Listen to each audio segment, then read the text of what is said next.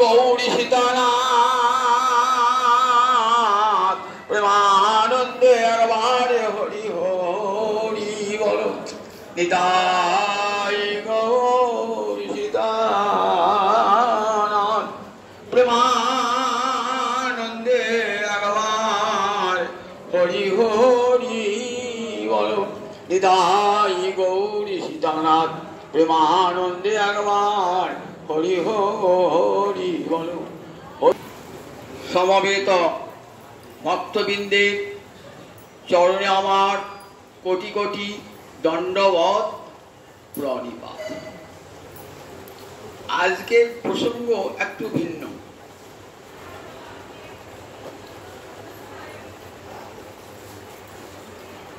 উজ্জ্বল নীলমণির কথা আবার পরে রবিবার বল, কারণ আজকের তিথিটা হল নন্দোৎসব তিথিটা। লীলা কথা হয় যেখানে, লীলা প্রকট হয় সেখানে।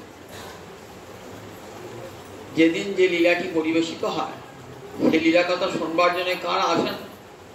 যারা ভাগবত ভক্ত সব তাদের এসে হাজির হয়ে যান। প্রহ্লাদ, ধ্রুব, নারদ এসে হাজির হয়ে যান।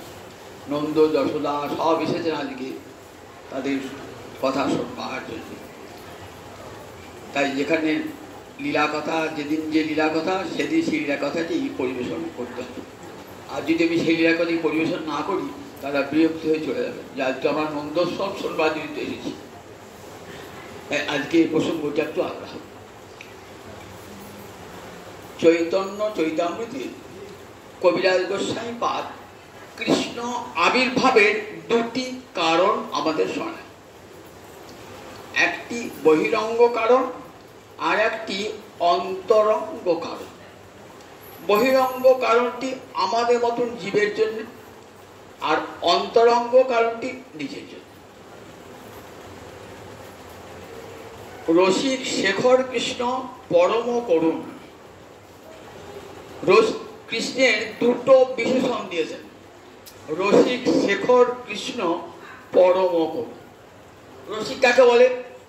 যিনি রস আস্বাদন করেন তাকে বলে রসিক। আপনি একটা মেঘদূত কাব্য পড়ছেন, কি কালিদাসের অভিকার সূত্র পড়ছেন, পড়তে পড়তে অন্তরে একটা আস্বাদন অনুভব করছেন। কি শরৎচন্দ্র বঙ্কিমচন্দ্র বই পড়ছেন, রস আস্বাদন করছেন, আপনি হলেন রসিক। রস আস্বাদন করছেন রসিক। রসিক শিখর মানে জগতে যত যত রসিক মানুষ আছে তার মধ্যে সর্বশ্রেষ্ঠ শিখরে যে থাকে। তাই গোবিন্দ হলেন রসিক শেখর।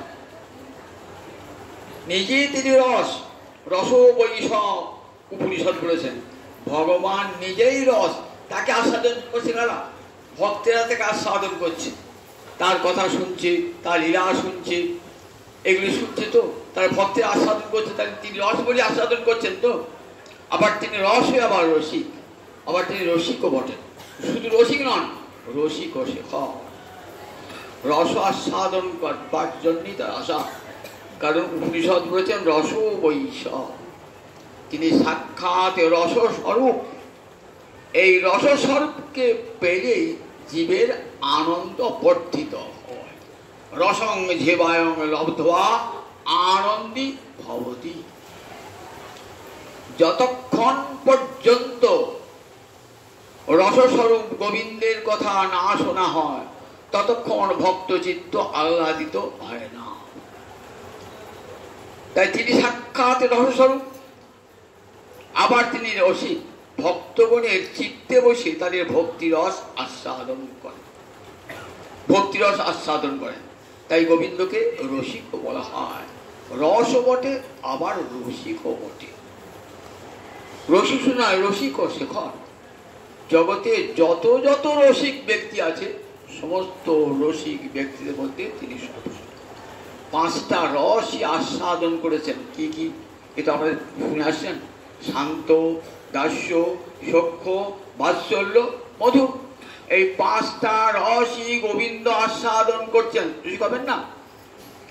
সাতটা গৌণ রস আর পাঁচটা মুখ্য রস, এই দ্বাদশ রস তিনি আস্বাদন করেন। আবার নিজেও রহস্য, কংসকে হত্যা করবার জন্য এখন ভগবান দাঁড়িয়েছেন না, 10 বছর কয়েক মাসের ছেলে, তখন কেমন দেখুন, যারা মল্ল তারা কি দেখছে, ওরে বাবা মল্লানাম অশনি, সাক্ষাৎ যেন বজ্র, ইন্দ্রের বজ্র, এখনই বোধ হয় সব শেষ করে যাবে। নিরাঙ্গে নরবর, যারা মানুষ তা দেখছেন বাবা মানুষ তো নয়, নরশ্রেষ্ঠ। অসতাং ক্ষিতিভুজাং শাস্তা, অসৎ রাজা তারা ভাবছেন আমাদের দণ্ডদাতা জম এলো বুঝি। ওই 10 বছরের ছেলেটাকে, 10 বছরের ছেলেটাকে দেখে এক একজনের এক এক রকম অনুভূতি। গোপানাং স্বজন, গোয়ালারা দাঁড়িয়ে আছে, বলছে ও তো আমাদের নিজের লোক, গোপানাং স্বজন।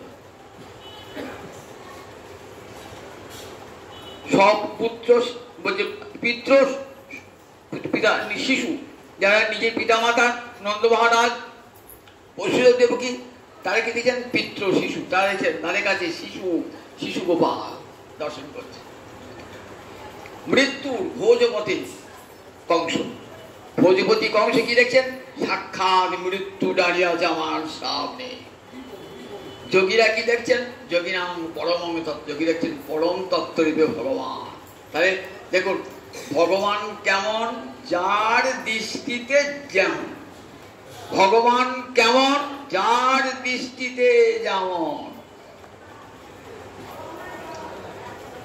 12টি রসের মূর্তি হয়ে দাঁড়িয়েছেন কংসের কাছে ভগবান।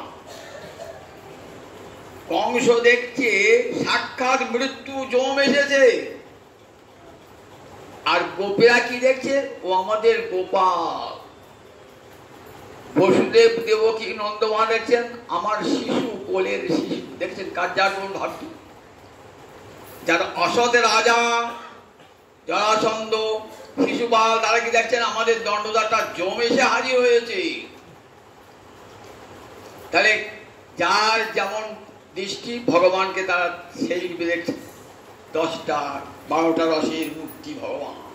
তাই অখিল রসামৃত মূরতি, ভক্তি রসামৃত প্রথমেই লিখছেন অখিল রসামৃত মূরতি। অখিল রস, জগতে যত রস আছে সমস্ত রস অমৃতের মূর্তি আমার গোবিন্দ। রসামৃত দিয়ে ওই দেহকারী তৈরি। তাই একদিকে তিনি রসও বটেন, আবার একদিকে তিনি রসিক শেখর। রসিক শেখর কৃষ্ণ পরম করুণ, একদিকে যেমন রসিক, আবার তিনি পরম করুণ। এত হৃদয়ে দয়া, এত হৃদয়ে দয়া, দিনের দুঃখ দর্শন করে ভগবান থাকতে পারেন না। কি করে জীবকে আমার কাছে নিয়ে আসবো? যে জীব আমার শরণাগত, তাকে আমার কাছে আনতেই হবে। দেখেছেন তো গীতায় দ্বাদশ অধ্যায় পড়েছেন তো, তেষাম অহং সমুদ্ধর্তা মৃত্যু সংসার সাগরা। যারা আমাকে অনন্য ভক্তি যোগে সেবা করে, আমি তাদেরকে কি করি, মৃত্যুরূপ সংসার সাগর থেকে তুলে নিয়ে আসি। তেষাম অহং সমুদ্ধর্তা, কত করুণা হৃদয়ে। আবার শত্রু যারা, তাদের প্রতি ভগবানের কেমন দয়া। আর তো বলবেন ভক্তকে ভালোবাসেন, শত্রুকে ভালোবাসেন না। ভগবানের বলে আমার দেশীয় কেউ নাই, আমার প্রিয় কেউ নাই। ন মে দেশীয় অস্তি ন মে প্রিয়। গীতা পড়েছেন, সবাই পড়েন তো, এসব কুটি কুটি পড়বেন। আমার দেশীয় তো শত্রু নাই, আমার প্রিয় কেউ নাই। কেউ যেমন শত্রু চোখে দেখে আমি শত্রু, কেউ যদি প্রিয় চোখে দেখে আমি প্রিয়। শত্রুর কাছেও শত্রুর প্রতি আমার কেমন করুন দেখুন। কংসকে হত্যা করেছেন তো, কিন্তু কংস কোন গতি পেয়েছে বলুন দেখি। কংস মুক্তিলাভ হয়ে গেছে। শিশুপাল গাল দিয়েছে, শিশুপালের মুক্তিলাভ হয়ে গেছে। তারা দেখুন কৃষ্ণ হস্তে যারা মৃত্যুবরণ করেছে, তারা উত্তম মুক্তি লাভ করেছে। একটা মুক্তি পাওয়ার সোজা কথা নয়। যোগীরা কোটি কোটি বৎসর সাধন করেও মুক্তি পান না, জ্ঞানী কোটি কোটি বৎসর জ্ঞান সাধন করেও মুক্তি হয় না। আর সেই কৃষ্ণ শত্রুরা কৃষ্ণের শত্রুতা করে অনায়াসে মুক্তি পেয়ে গেল। তাহলে কেমন করলো ভগবানের? হতারি গতিদায়ক, ওরিকে শত্রুকে হত্যা করে তাকে পরম গতি দান করলেন। এত বড় করুণা কোনো ভগবান আছে? পুতনা তার রক্ত খেতে গিয়েছেন, পুতনা, সেই পুতনাকে কি দান করলেন বলুন দেখি একবার? 6 দিনের শিশু কি দান করলেন? গোলকে ধাত্রীগতি। আচ্ছা, এত বড় একটা রক্ত পিশাচিনী, বালক হাতিনী, তাকে তো অনন্ত কোটি নরকে পৌঁছানো উচিত ছিল। তুমি তাকে কেন গোলকে, স্বর্গে নয়, একবারে গোলকে নিজের মায়ের কাছে, মা যশোদার কাছে, ধাত্রীগতি মানে দাই মা। তাহলে কত বড় করুণা! তোমাকে কি দিয়েছে গো? সে তো প্রেম ভক্তি দেয় না, ভালোবাসে না, এক বিন্দু ভালোবাসে না, তাকে এত বড় গতি দিলে? বলে ভালো না বাসলেও ভালোবাসার ভানটা তো করেছে। ভালোবাসার ভানটাও কেমন দেখুন। মা বলে তো একবার কোলেও মাকে নিয়েছে। মা যেমন ছেলেকে দুধ খাওয়ায়, তেমনি করে আমাকে স্তনবৃন্ত মুখে তো পুড়িয়ে দিয়েছে। ভাবটা তো মায়ের বটে। আমি ভাবগ্রাহী জনার্দন, আমি ভাবটাই গ্রহণ করি। সে স্তনবৃন্তে বিষ মাখিয়েছে, সেটা ভগবান দেখে নাই। মায়ের ভাবে সে কোলে নিয়েছে।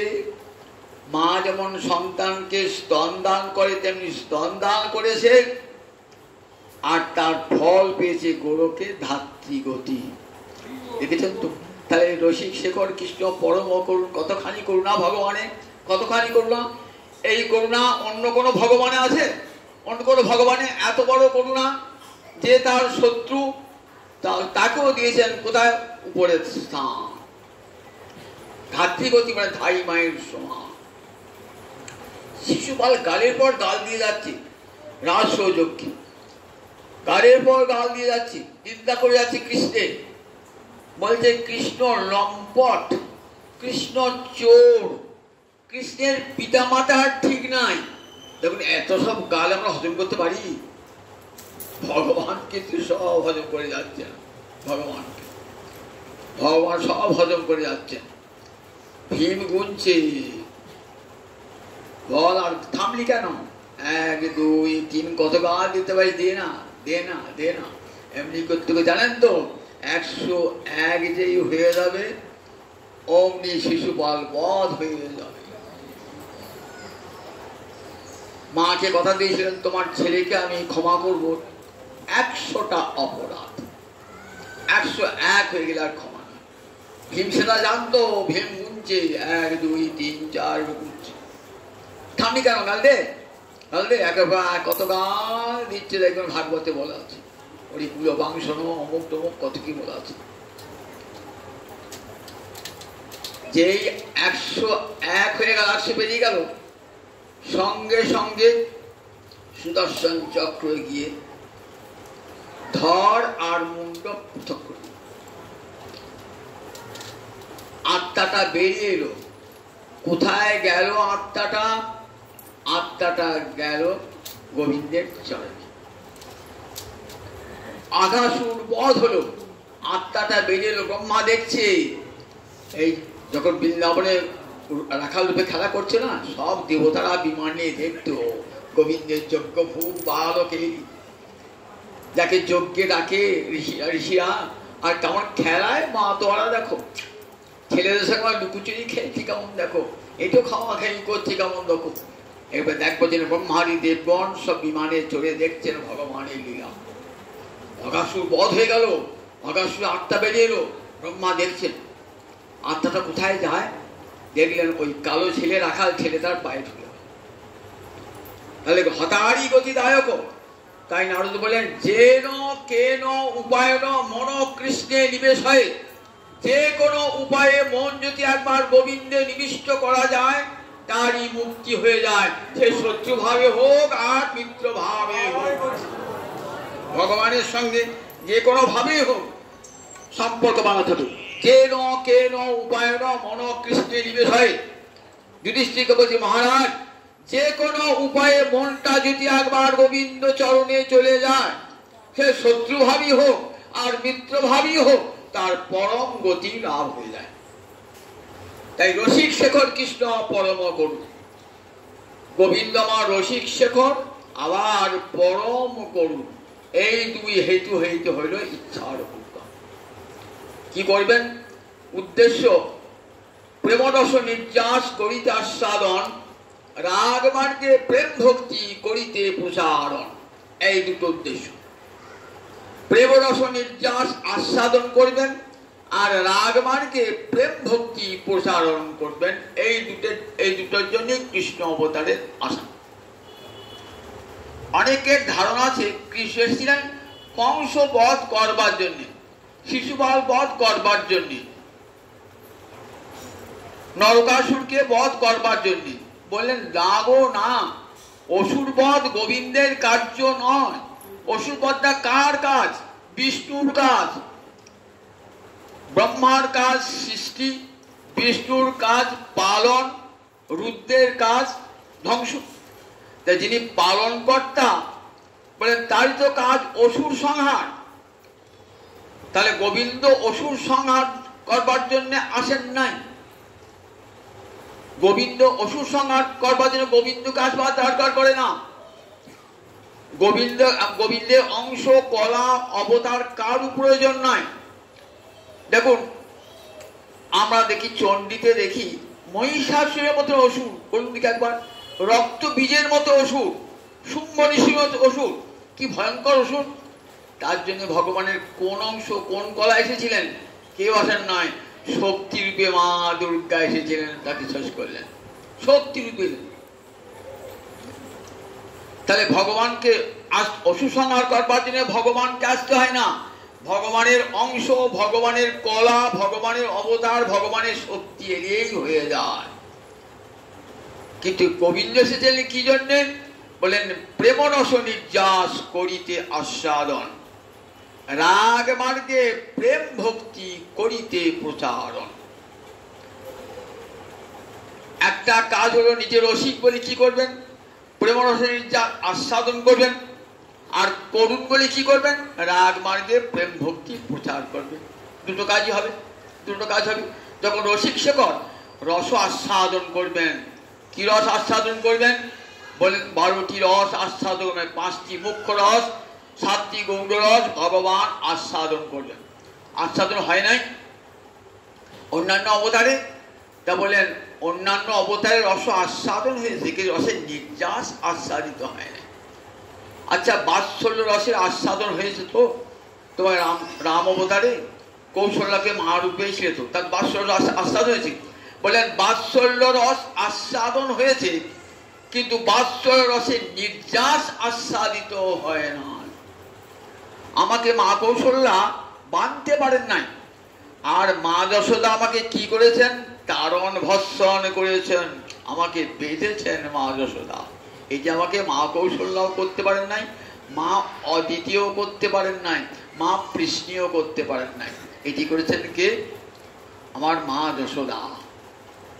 মা যশোদা ভাবতেন, কখনো ভাবতেন না কৌশবে পত্নী অদিতি ভাবতেন আমার কৃষ্ণ ভগবান, কৌশল্যা ভাবতেন আমার রামচন্দ্র ভগবান, কিন্তু মা যশোদা কোনোদিনই ভাবেন নাই যে আমার কৃষ্ণ ভগবান, কৃষ্ণ আমার পেটের ছেলে। তন্মত্ত্বা আত্মজম অব্যক্ত, যে ভগবান অব্যক্ত ভগবান, তাকে নিজে আত্মজ বলে ভেবেছেন, নিজের পেটের ছেলে বলে ভেবেছেন। এই জগতে মায়েরা নিজের পেটের ছেলেকে শাস্তি আনবে দুষ্টুমি করলে কি করেন? চর চাপড় মারেন, তাকে বকেন, আবার দর করে জানলার গড়া থেকে বদমাশ করে বেঁধে রেখে দেন। গোপাল দৈভাণ্ড ভেঙেছে, লোকের নারী শুদ্ধ হয়, মা যশোদা তাকে বন্ধন করেছেন। মাতা মরি পুত্র রূপে করেন বন্ধন, অতিহীন জ্ঞানে করে লালন পালন। এই যে রসের নির্যাস, এটি কোন অবতারে? দেখুন কৃষ্ণ অবতারে মা যশোদার নন্দন হয়েছে।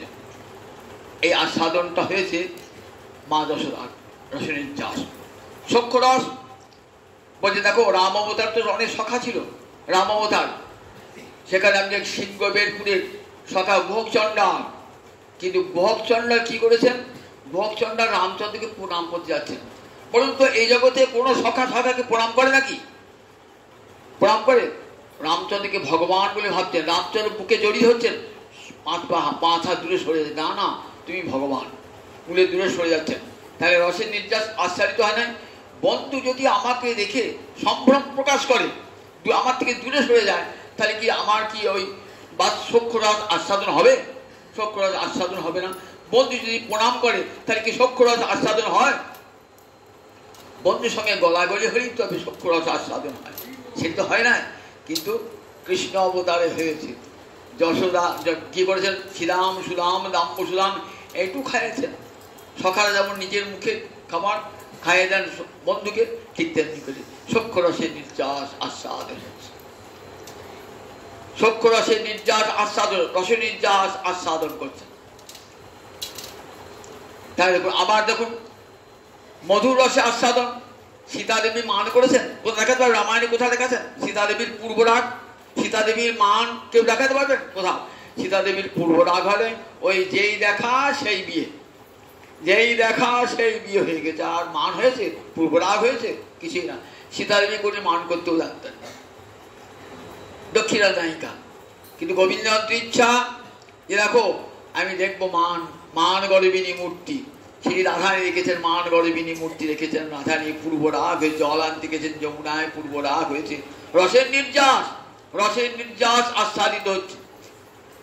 বিরহ রস, ভগবান নয় তার বিরহে কাঁদছেন রাধানী, এই বিরহ রস আস্বাদন হচ্ছে। তার রসের নির্যাস আস্বাদন করে কোন অবতারে? যশোদানন্দন নন্দনন্দন রূপে রসের নির্যাস, প্রেম রস নির্যাস করিতে আস্বাদন, প্রেম রস নির্যাস। আর রাগ মার্গে একদিকে তিনি রস নির্যাস আস্বাদন করবেন, আর একদিকে কি করবেন? তিনি তো পরম করুন।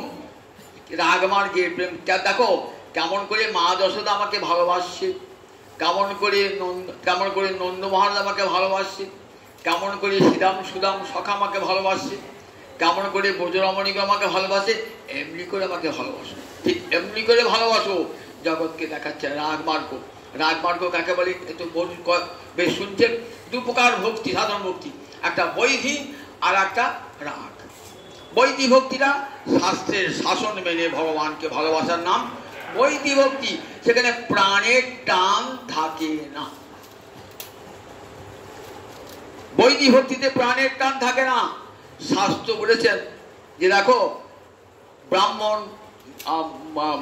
ব্রাহ্মণ ক্ষত্রিয় বৈশ্য শূদ্র চারি বর্ণ তারা যদি আপন আপন ধর্ম পালন করে কৃষ্ণ ভজন না করে, তারা নরক যায়, নরক যায়, অধগচ্ছন্তি, তারা নিচে চলে যায়, নরকে চলে যায়। বলেন চারি বর্ণ যদি কৃষ্ণ নাহি ভজে, স্বধর্ম করিয়াছে রৌরবে পরিমদে। চার বর্ণ আপন আপন বর্ণ ধর্ম আশ্রম ধর্ম পালন করে যদি কৃষ্ণ ভজন না করে, তাহলে সে রৌরব নামক নরকে চলে যায়। বাবা রৌরব নরকে যাবে, তার বাবা কি গোবিন্দকে তুলসী দিই যেন নরক যেতে না হয়? প্রাণের টানে নয়, প্রাণের টানে নয়, প্রাণের টানে নয়, ভয়েতে যদি নরক যেতে হয়, বাবা নরক পথে রক্ষা করো গোবিন্দ, তোমার জন্য একটা তুলসী দিলাম, তাহলে সেটা ভালোবাসা হলো? ভয়েতে বলে না, প্রাণের টানে যে ভালোবাসা, প্রাণের টানে। তার জন্য শাস্ত্রের শাসন দরকার নাই। পতিব্রতা রমণী তার স্বামীকে ভালোবাসেন, বই পড়ে দেখেন নাকি কেমন করে স্বামীকে ভালোবাসতেন? আপনার অন্তরের টানে ভালোবাসেন, তাকে শাস্ত্রের শাসনও মানতে হয় না, হৃদয় থেকে আপনি ভালোবাসা এসে যায়। তাহলে সেই ভালোবাসা তো প্রাণের টানে ভালোবাসা, শাস্ত্রের শাসন হয়। বলে রাগমার্গের ভক্তি এইরকম। এমনি করে মা যশোদা পিতা আনন্দ, এমনি করে শ্রীরাম সুদাম সখাগণ, এমনি করে ব্রজরামাগণ ভগবানকে ভালোবাসছেন। এই রাগমার্গের ভক্তি জগৎকে দেখা, আমাকে এমনি করে ভালোবাসো, আমি এই ভালোবাসার কাঙাল, আমি ভালোবাসা খুঁজে খুঁজে বেড়াই। কে আমাকে ভালোবাসছে, কি আমাকে মা যশোদার মতো আদর করবে, কে আমাকে শ্রীরাম সুদামের মতন কে সখা বলে ভাববে, কে আমাকে ওই রমণীগণের মতন আমাকে কান্ত প্রাণ ভেবে আমাকে প্রাণের সার করে নেবে, সর্বস্ব করে নেবে। এই খুঁজে খুঁজে ভক্তি ভোকা ভগবান, তো ভক্তি ভোকা ভগবান, ভক্তি খুঁজে খুঁজে বেড়ান। যে অন্তরে ভক্তি দেখেন, ভক্তি লোলুপ, ভক্তি লম্পট ভগবান, তাই সেই হৃদয়ে ঢুকে পড়েন ভগবান। যেখানে আদর ভালোবাসা দেখেন ভগবান, সেখানেই ঢুকে পড়েন। তাহলে এইটি জগৎকে দেখাবার জন্যে ভগবান কি করলেন? রাগ মার্গের প্রেম ভক্তি করিতে প্রসারণ। এই রাগ মার্গের প্রেম ভক্তি জগৎকে দেখাতে হবে, দেখালেন। আর একদিকে নিজে প্রেমরস নির্যাস আস্বাদন করলেন। এই দুটো কারণে ভগবান এলেন, দু জায়গায় ভগবান এলেন। একটিতে ঐশ্বর্যের প্রকাশ আর একটিতে মাধুর্যের প্রকাশ। আপনাদের অনেকেই ধারণা আছে কৃষ্ণ বসুদেবের ঘরে জন্মিয়েছিলেন এবং দেবকীর পুত্রকে জন্মিয়েছিলেন, আর যশোদা মাতার পালিকা মাতা, নন্দ মহারাজ তার পালক পিতা। ধারণাটি একবারে সম্পূর্ণ ভুল। যদি পড়েন ভাগবত ধারায় দেখতে পাবেন যে সম্পূর্ণ ধারণাটি সম্পূর্ণ ভুল। ভগবান একই ভগবানের দুই জায়গায় আবির্ভাব হয়েছে। দেবকী চ যশোদা চ সুষুবাতে সমমেতদা। হরিবংশ, মহাভারতের খিল পরিশিষ্টকে বলে হরিবংশ। হরিবংশে বর্ণনা আছে অষ্টমে মাসি গর্ভকালে দশম পুণ্যে অষ্টমে মাসি তে স্ত্রীয় যশোদা চ দেবকী চ সুষুবাতে সমমেতদা।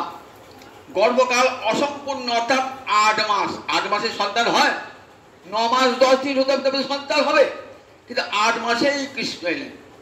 একই সঙ্গে ওই যশোদার গর্ভ থেকে এলেন, আবার বসুদেব দেবকীর গর্ভে এলেন।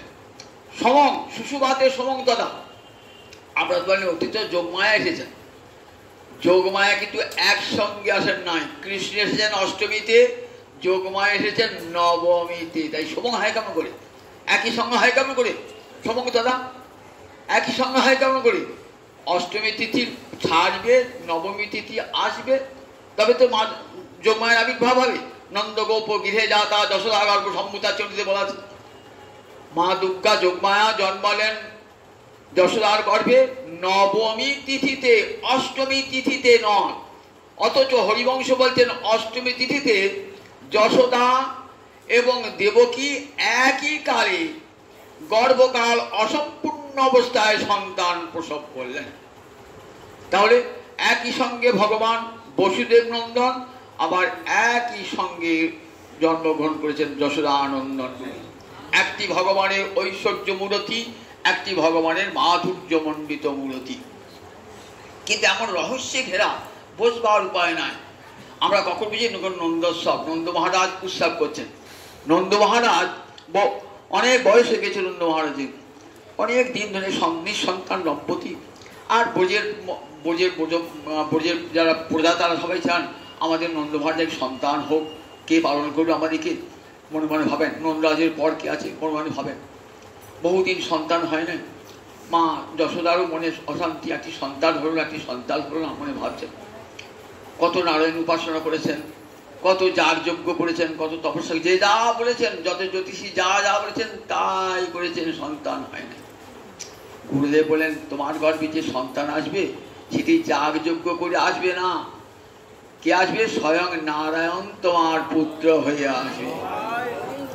গুরুর আশীর্বাদ। তো গুরুর আশীর্বাদ দেখুন, ভগবানের আশীর্বাদের চেয়ে শ্রেষ্ঠ গুরুর আশীর্বাদ। গুরু আশীর্বাদ করেছেন যথাসময়ে তুমি দুঃখ করো না যশোদা, যথাসময়ে স্বয়ং নারায়ণ তোমার পুত্র রূপে আসবে।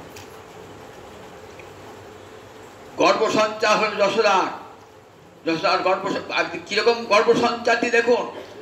মা যশোদা বলছেন নন্দ মহারাজকে, নন্দ মহারাজ বলছে দেখো আমি তোমাকে একটা কথা বলতে পারি না, বলতে গিয়েও আমার মুখটা আটকে দেয়।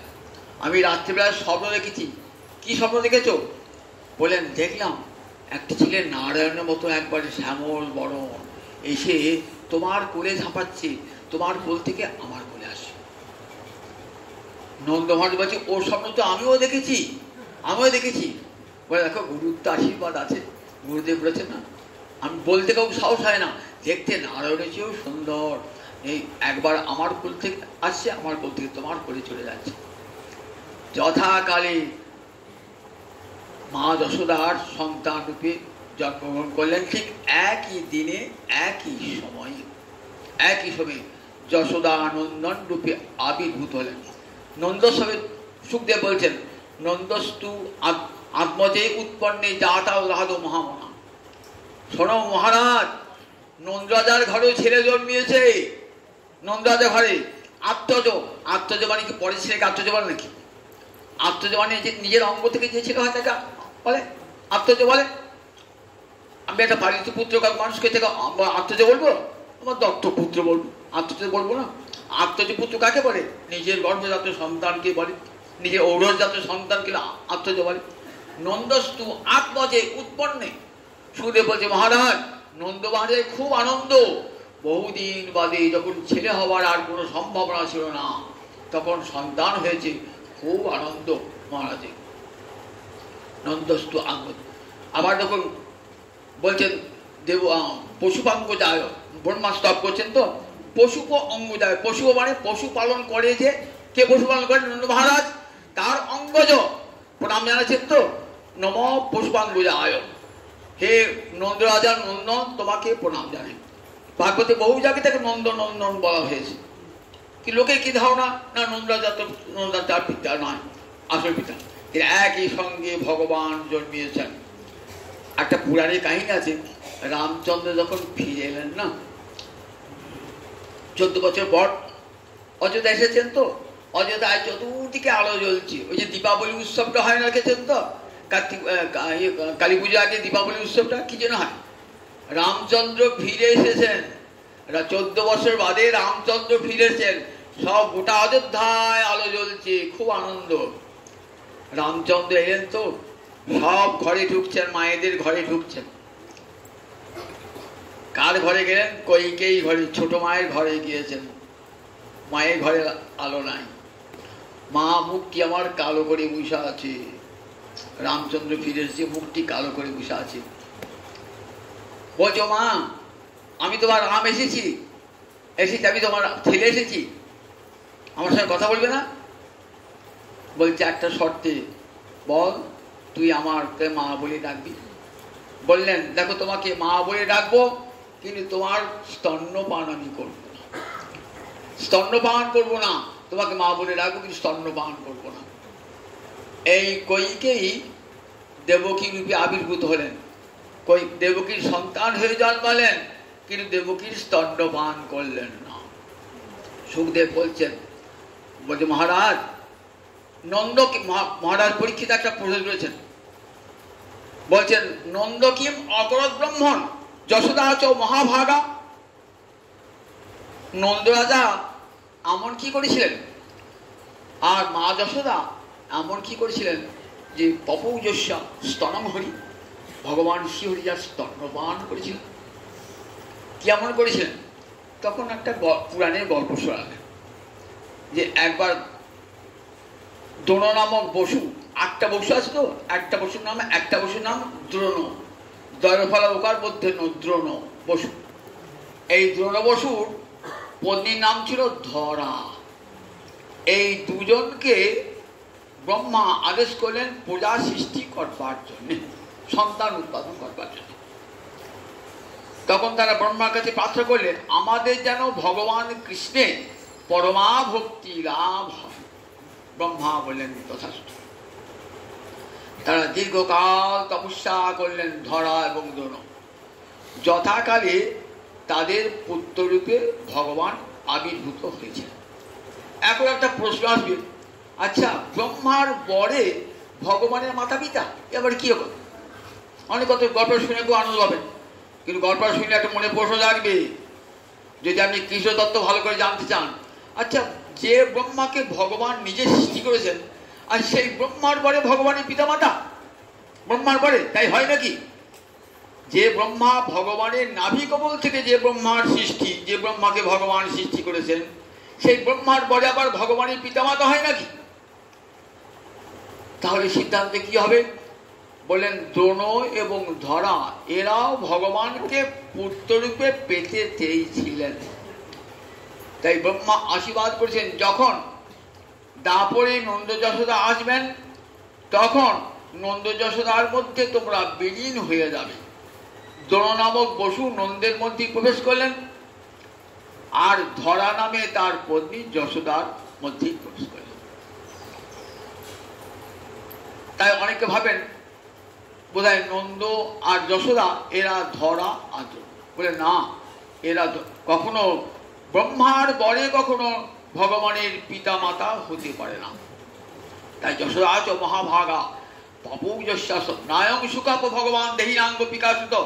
সুখদেবতী মহারাজ, সব ভগবানকে পাওয়া যাবে, কিন্তু গোপিকাসুত যে নন্দনন্দন, এই নন্দনন্দনকে সহজে পাওয়া যায় না, সহজে পাওয়া যায় না। নায়ং সুকাপ, এই ভগবান সুখাপডন, সুকলভ্যডন ভগবান। সুকলভ্যডন না কেন?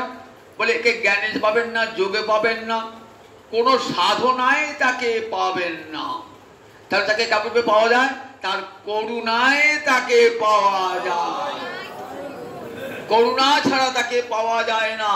জগতে কত জ্ঞানী, কত সিদ্ধ পুরুষ রয়েছেন, কিন্তু ভগবানকে একমাত্র ভগবান প্রেমৈকলভ্য, একমাত্র প্রেমেই ভগবানকে লাভ করা যায়, অন্য কোনো উপায়ে ভগবানকে লাভ করা যায় না।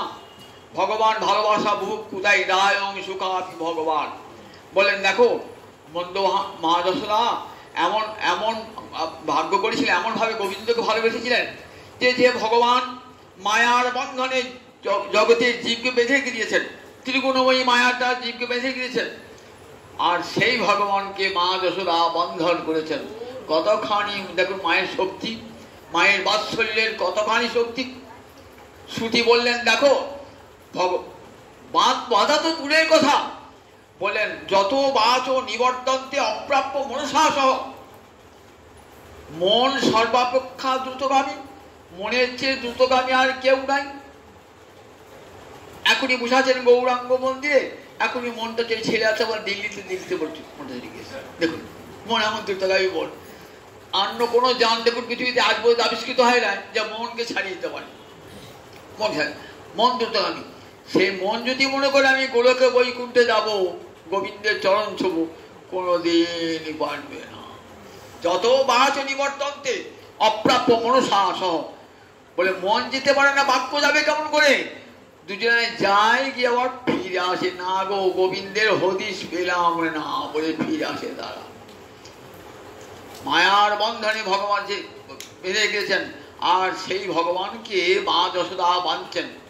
যখন ব্রাহ্মণধরীরা বর্ণন করছেন না, কত যোগী, কত জ্ঞানী, কত ধ্যানী, কত তপস্বী বসে শুনছেন। ভগবানকে বাঁধা যায়? ভগবান কেউ বাঁধতে পারে নাকি? সুখদেব পাগল হয়ে গেল নাকি? সুখদেব পাগল হয়ে গেল? বলছি মা যশোদা বাঁধবে। হ্যাঁ বাঁধ, দেখো বাঁধবে তো বটেই। ছুটছে গোপালের পশ্চাৎ পশ্চাৎ ছুটছেন মা যশোদা। তুই আমার চেয়ে বেশি বুদ্ধিমান, তোর পেটে আমি হয়েছি, আমার পেটে তুই হয়েছি। যেমন মায়েরা বলে থাকে ছেলেদিকে, তোর পেটে আমি হয়েছি, আমার পেটে তুই হয়েছি, আমার চেয়ে বেশি বুদ্ধিমান তুই। মা ছুটছেন, 3 বছরের গোপাল পিছনে পিছনে ছুটছেন। মা তো ছুটতে পারছেন না, স্থূলাঙ্গি মোটা সোটা, আর গোপাল তো ছোট্ট। ধরো দেখি মা ছুটছে। সুখদেব ধ্যানে দর্শন করছেন, কি অপূর্ব বাল্যলীলা ভগবানের, কি অপূর্ব লীলা। মা দশরথকে আমি বাঁধবই, এত তোর বিরুদ্ধে নালিশ। সবাই বলে আমার গোপাল ছেলেটা চোর হয়ে গেল, সবাই চোর বলে। দেখ সব অপবাদ সহ্য করা যায়, চোর অপবাদ সহ্য করা যায়? রাজার ছেলে তুই চোর, রাজার ছেলে হয়ে চোর হলি। ঘরে এত ধেনু রয়েছে, তার সুন্দর দুধ, আর তুই চুরি করে খাচ্ছিস অপরের বাড়িতে। ঘরে এত ননি তৈরি করে, ননি খেতে ভালো লাগে না, চুরি করে করে খাস। আবার আমার দধি ভাণ্ডটা ভাঙলাম, নারায়ণকে ভোগে লাগাবো, ভেঙে দিলি। আজ তোকে আমি বাঁধবি, তোকে শাস্তি দান করবো। মা রেগে গেছি, ধরবে গোপালকে, যে করে ধরবেই, যেমন করে হোক ধরবে। সব উৎকর্ণ ঋষিরা, ধ্যানীরা, জ্ঞানীরা, সব সিদ্ধ যোগী, সবরা ওরে বাবরে বাপ। সুখদেব কি বর্ণনা করছে? ভগবানকে বাঁধবে? বলে হ্যাঁ, তাকে ধরা যায় না, মন যাকে যেতে পারে না। বলেন দেখো ধরে বেঁধে রেখে দেবে। তোমরা জানো না যোগী কেমন করে ভগবানকে বাঁধতে হয়, তোমরা জানো না জ্ঞানী কেমন করে ভগবানকে বাঁধতে হয়। তপস্বী তপস্যাই করো, জানো না কেমন করে ভগবানকে বাঁধতে হয়। কোন দ্বারা দিয়ে ভগবানকে বাঁধতে হয়? ভক্তির দ্বারা তৈরি করো, সেই দিয়ে ভগবানকে বাঁধবে। হৃদয়ে ভালোবাসা দাও, ভগবান ধরা পড়ে যাবেন। দেখেন গোয়ালিনী, ও ধ্যান জানে না, জ্ঞান জানে না, তপস্যা জানে না, কিছুই জানে না। গ্রাম্য গোপুরমণি, লেখাপড়াও শেখে নাই, গুরুগৃহ যায় নাই। দেখো তার শৌচ তপস্যা কিছুই নাই, শুদ্ধ ভালোবাসায় ভগবানকে, তোমরা তো জ্ঞানী ধ্যানী, কত জ্ঞান ধ্যান করো, কত বেদপাঠ করেছো, পেরেছো তোমরা ভগবানকে মানতে পেরেছো? দেখো একটা গোয়ারিনী শুদ্ধ বাৎসল্যে কেমন ভগবানকে বেঁধে গিয়েছে। তাই নায়ম সুকাপ ভগবান, এই ভগবান সুকলভ্য নয়, এই ভগবান বিশুদ্ধ বাৎসল্যে এমনি করে ভগবানকে বেঁধে। দেখো শ্রীরাম সুদাম কাঁধে চড়েছে, দেখো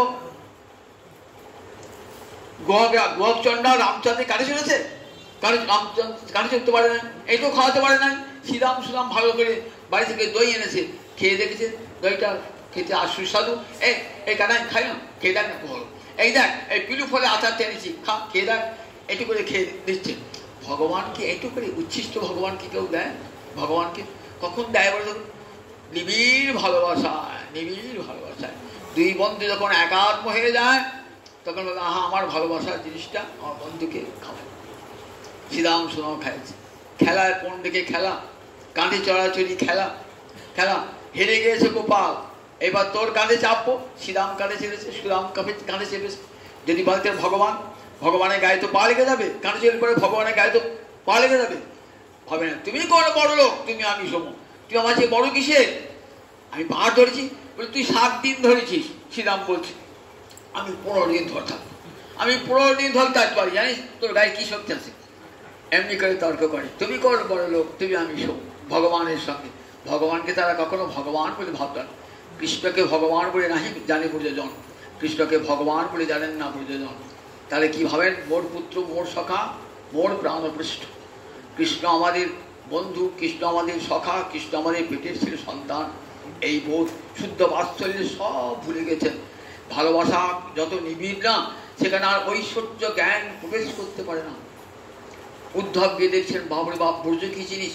উদ্ধব তো ভক্তরাজ, উদ্ধব ভক্তরাজ, ভগবানকে তিনি কম ভালোবাসেন না, কিন্তু ব্রজের ভালোবাসা দেখছেন, তখন ভাবছেন আমার ভালোবাসা অতি তুচ্ছ, আমার ভালোবাসা সেখানে পৌঁছাতেই পারল না। কত জ্ঞান দান করলাম মা যশোদাকে, পিতানন্দকে, কিন্তু আমার জ্ঞানের কথা পৌঁছালো না, পৌঁছালো না। কিরকম দেখুন, এক বালতি জল এনেছেন তো, জলে হাত দেবান, হাতে ডুবে যাবে। একটা কাঠ এনেছেন, পেরেক পুতুন, হাঁটু দিয়ে ঠুকুন, ব্রেকটা ঢুকে যাবে। কিন্তু একটা লোহার উপর যদি ব্রেক করতে যান, ব্রেকটাই বেঁকে যাবে। উদ্ধবের জ্ঞান কোথায় গেল না দেখুন। যদি তরল হতো তাহলে উদ্ধবের জ্ঞানটা প্রবেশ করতো, যদি কাঠের মতো হতো তাও প্রবেশ করতো, কিন্তু লোহার মতন সেখানে কৃষ্ণ আমার পুত্র আর কেউ নয়, কৃষ্ণ ভগবান নয়, কৃষ্ণ আমার পুত্র। এতখানি নিবিড় ভালোবাসায় সেখানে উদ্ধবের জ্ঞানের পেরেকের মতন বেঁকে গেল, ঢুকতেই পারল না। সেখানে উদ্ধব ফিরে এলেন, না আমি ব্যর্থ, আমার গোবিন্দ পাঠিয়েছিলেন মা যশোদা পিতানন্দকে সান্ত্বনা দান করবার জন্য, উল্টো ফল হয়ে গেল, উল্টো ফল হয়ে গেল। তাদের অন্তরে আমি ব্যথা দিলাম, আমি বললাম তোমার গোপাল ভগবান, আমার গোপাল ভগবান বলে মা তারও কাঁদতে লাগলো। মা তো কাঁদ, মাকে সান্ত্বনা দান করতে পারলাম না। আমার মনে হলো মা তুমি যেমন কাঁদছো এমনি করেই কাঁদো, তোমার কান্না দিকে বিশ্বের সবাই কাঁদুক হা গোবিন্দ বলে। কেমন করে বলবো আমি সে কথা, কেমন করে বলবো? উদ্ধব আমি সান্ত্বনা দিতে পারলাম না, উদ্ধব ব্যর্থ বলে। তাই বলে দেখো মা যশোদার ঘরেও ভগবান শ্রী হয়ে এসেছেন, মা যশোদা করে নন্দনন্দন রূপে এসেছেন। এক ভগবানের 2 রূপের প্রকাশ, একটিতে বসুদেব নন্দন আর একটিতে নন্দনন্দন। বসুদেব নন্দন নন্দনন্দনে এমনভাবে মিলিত হয়ে গেলেন, যোগমায়ের এমন কৌশল, জানতেই পারলেন না বসুদেব যে আমার নন্দনন্দন হয়েছে, এটা জানতে পারেন না। মা যশোদা যখন সন্তান প্রসব করলেন না, একটি পুত্র একটি কন্যা, মা যশোদা মূর্ছিত হয়ে পড়ে আছেন, জানতেই পারেন না তার পুত্রী কন্যা। সব যোগমায় আচ্ছাদন করে রেখে দিয়েছে লীলাকোষের, চতুর্দিকে অন্ধকার, বৃষ্টি পড়ছে, গোটা ব্রজ সব ঘুমিয়ে আছে, মথুরার সব ঘুমিয়ে আছে, যোগমায়া সব ঘুম পাড়িয়ে দিয়েছে। অন্ধকার রাত্রি, বৃষ্টি পড়ছে, কে বেরিবে? কেউ তো জানলো না। যখন কারাগারে প্রবেশ করলো, আপনি কারাগার থেকে বেরিয়ে গেলেন যোগমায়ের কৌশলে। কারাগারের সমস্ত বন্ধন খুলে গেল, আপনি পায়ের বন্ধন খুলে গেল, হাতের বন্ধন খুলে গেল, করে নিয়ে যাচ্ছেন। বাসুকি নাম অনন্তদেব চলে এলেন, অনন্ত ভগবানের বৃষ্টি পড়ছে মাথায়, তো ছাতা হয়ে গেলেন। যমুনা পার হয়ে যখন গেলেন নন্দালয়ে সুতিকা গৃহে, যশোদা মূর্ছিত পড়ে আছেন। যোগমায়া কৌশল করে কি করেছেন, ওই নন্দনন্দনটিকে লুকিয়ে রেখে আবৃত্তি করে রেখেছে, মায়ের কাছে আবরণ করা, জানতেই দিলেন না। বসুদেব ভাবলেন আমার ছেলেটিকেই দিয়ে গেলাম, কন্যাটিকে নিয়ে এলাম। কিন্তু শাস্ত্র বলে দেখো, ঘনে সৌদামিনী যথা, বলছে মেঘে যেমন বিদ্যুৎ দেখা দিয়ে আবার লুকিয়ে যায়, ঠিক তেমনি করে বসুদেব নন্দন নন্দনন্দনে মিলিত হয়ে গেলেন, জানতেই পারলেন না। তাই কৃষ্ণের জন্ম বড় রহস্যময়। তাই তিনি যশোদানন্দন আবার বসুদেব নন্দন দুই বটেন। তাই নন্দরাজার ঘরে আজ মহা আনন্দ, নন্দসব আনন্দময় রে বড় আনন্দময়, নন্দের মন্দিরে শ্যামে চাঁদের উদয়।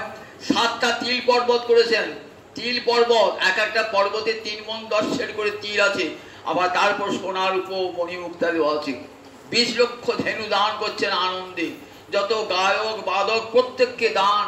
আর রাজার ছেলে কতদিন বাদে রাজার সন্তান, সমস্ত ব্রজবাসীকে দান করছেন, সবাইকে ভোজন করাচ্ছেন। আর নন্দ মহারাজা আনন্দের সীমা নাই। আনন্দময় রে বড় আনন্দময়, নন্দের মন্দিরে শ্যাম, নন্দের মন্দিরে শ্যাম চাঁদের উদয়। গোপ নাচে, গোপী নাচে, আর নাচে ইন্দ্র, গোকুলে গোবিন্দ নাচে পাইয়া গোবিন্দ। এমনি করে নৃত্য করছেন নন্দ রাজা। বুঝে যত গোয়ালা সব নন্দের অঙ্গ নাইল, যত গোয়ালা ধাইয়া, হাতে নড়ি কাঁধে ভার নাচে থইয়া থইয়া। অঙ্গন দিয়ে নাচা নৃত্য করছেন, পরম আনন্দে নৃত্য করছেন নন্দোৎসবে। আর সেই শুভ নন্দোৎসব, সেই নন্দ রাজার চরণে, মা যশোদার চরণে কোটি কোটি প্রণাম জানিয়ে, উৎসবের জন্য কোটি জানিয়ে আজ এইখানেই হরিকথা শেষ। এই রামানন্দ এবং সর্বদামোদরকে 8টি শ্লোক বলেছেন, আমি এখানে পাঠ করেছি। সেই পাঠটাই এখানে আছে এই গ্রন্থে, 8টা শ্লোক। নাম শিক্ষাষ্টকম বার করেছি, বইখানে হয়েছে। আপনারা শিক্ষাষ্টকম, হ্যাঁ, যদি মনে হয় নেবেন, বিষ্ণুর কাছে চাইলেই পাবেন, 200 টাকা দাম। জয় তাই।